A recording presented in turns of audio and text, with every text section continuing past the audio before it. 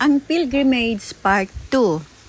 Hello guys, nandito na naman tayo, Agbiag Vlog, #Conce.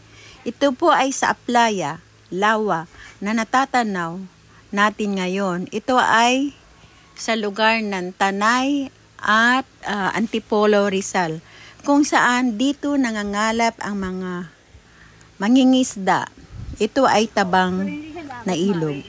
Dito po nanggagaling ang mga inaangkat na isda ng mga mangingisda tulad ng dalag, kanduli, ayungin, at mga shells tulad ng tulya, alimasag, at sa mga dulong.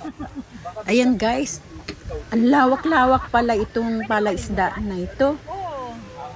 Dito ay maraming namimili, inaangkat, at dito rin kami nananghalian. Ang ulam namin ay crispy dalag at sinigang na kanduli. Ang sarap kaya guys ng mga isda dito, fresh na fresh.